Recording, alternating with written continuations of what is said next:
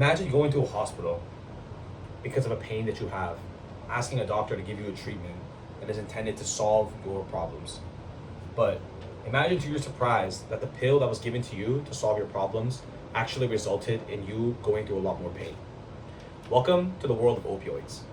Opioids follow a 3-step cycle in terms of addiction. You have a problem, whether that be a physical or mental pain. You're prescribed a pill. And more times than not, that pill that was given to you causes a lot more danger to your body than any other alternative form of treatment. Today, I'm here to persuade you that high-dose opioids pose a long-term risk and raise the risk, eventually, of addiction and overdose, which eventually leads to death. So, today I will speak about the problem, then I will get into the cause, and eventually I will talk about the solution on how to tackle this opioid problem in the United States of America. Let's begin with the problem. Simply put, prescriptions are legal. When you talk about opioids, I'm not referring to the black market opioids that are given to people through a variety of ways. I'm referring to when you go to a hospital, obtain a prescription, and are given a pill legally. This is the sneaky thing about opioids. You are obtaining them in an entirely legal way.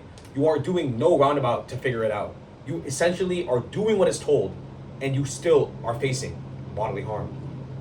So why is it the case that legal prescriptions are leading to addiction and dependency on them? The U.S. Department of Labor on October 26, 2025 posted a guideline that stated that 20 to 50 MME was risky for opioids and it caused dependence. However, doctors have gone about their own ways and tried to do practice in their own manner and have led to severe overdoses. The CDC on April 5th, 2024 discussed that a quarter of the overdoses that happened in this country were because of prescriptions. That means that near a large portion of harm happening from opioids are from an entirely legal route.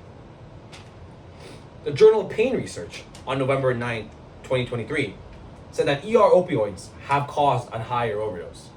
Time and time again, we're seeing the same problem. It has nothing to do with a black market roundabout drug problem in this country, or a legal problem where we need to tackle how drugs are distributed in this country. It really starts with the prescription and the doctor itself within the hospitals.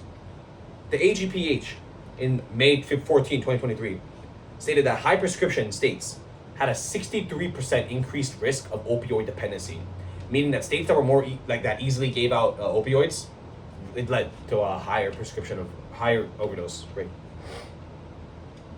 That was the problem. Now I'm gonna get into the cause. The cause is opioids change the brain, fundamentally. The reason why opioids are so popular was because they're effective. They're effective in treating what they're supposed to. But that doesn't mean that the effectiveness is all from goodwill. When we prescribe opioids to patients, all that happens is the fundamental dynamics of the brain are being altered, which leads to dependency following the treatment process. It goes in a 3-step cycle. Tolerance, dependence, overdose risk goes up. When you're given some opioids, you build tolerance over time, as if with anything, alcohol, marijuana, any type of substance. You, as a human, you build tolerance over time. But that tolerance leads to dependence, and now you need more opioids. When you need more opioids, it risks your chance of overdose. The NIDA on June 10, 2024 stated that higher doses reduced. The NIDA on June 10, 2024 posted that the higher dose needed for opioids significantly increased the risk of these overdoses, which almost up to 73%. We've talked about the problem and the cause. Let's get to the solution. I'm gonna give you, in the briefest way possible, how to solve this. Let's be strict with the prescriptions. Let's avoid opiates as a first-line treatment. And let's keep it under 50 MME if it's necessary for a short-term period. There is no need to go about taking these pills your entire life. There is no need to even have the discussion on why anyone should be taking opioids as a long-term thing. You should never take a pill that dramatically alters your brain to that level for any longer period than a short term.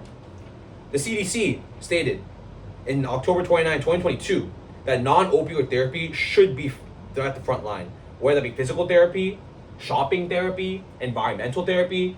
We should find more naturally occurring ways to solve these qualms that we have, rather than fall for this drug. I'm giving my case. I'm gonna review it. Pain pill addiction.